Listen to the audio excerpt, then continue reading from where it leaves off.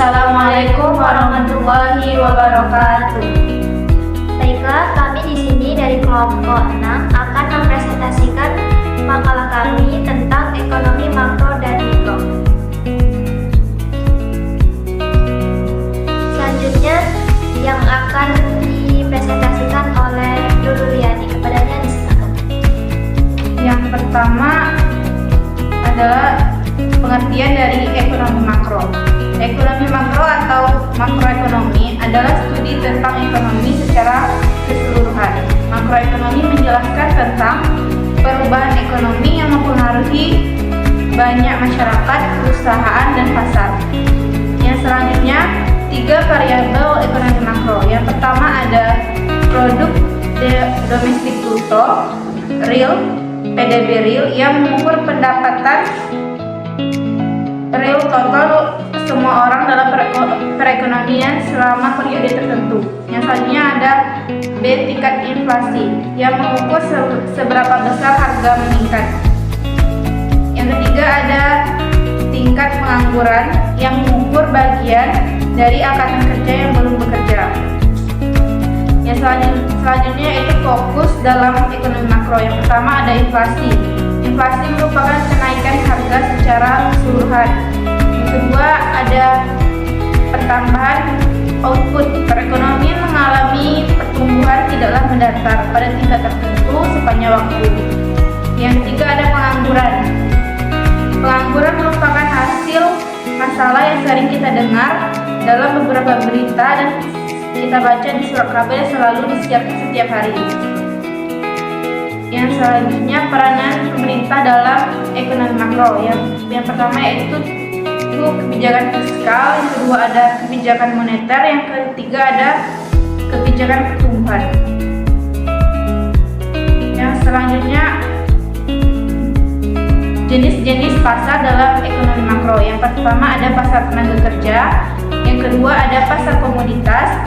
Pasar komoditas terbagi menjadi 3, yaitu pasar barang nyata atau real, pasar barang abstrak, dan yang ketiga pasar jasa.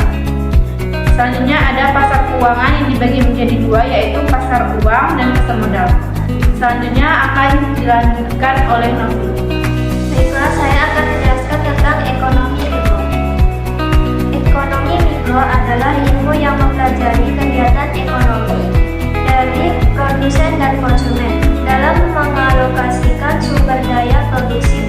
Pokok bahasa dalam ekonomi mikro adalah peminatan dan penawaran.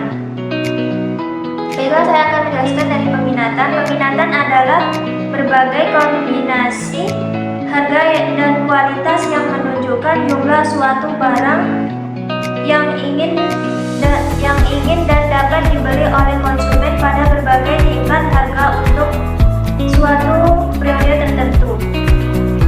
Permintaan dibagi menjadi 2, yaitu 1 permintaan absolut atau potensial, yaitu permintaan yang hanya didasarkan atas kebutuhan saja, atau permintaan yang tidak didukung oleh kekuatan daya beli. Selanjutnya permintaan efektif, yaitu permintaan yang didukung oleh kekuatan daya beli. Selanjutnya penawaran. Penawaran yaitu sejumlah barang yang bersedia untuk dijual pada berbagai tingkat harga dan pada suatu jangka waktu tertentu. Macam-macam elastisitas. Yang pertama, elastisitas permintaan terhadap harga. Yang kedua, elastisitas permintaan silang. Yang ketiga, elastisitas pendapatan.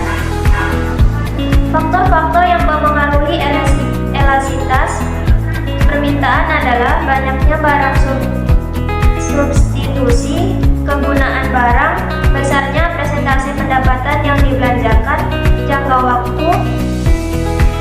Selanjutnya yaitu elastisitas penawaran.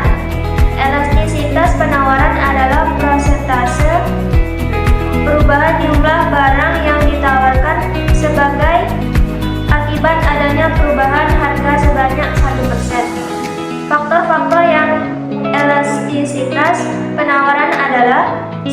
perubahan ongkos produksi, jangka waktu analisis.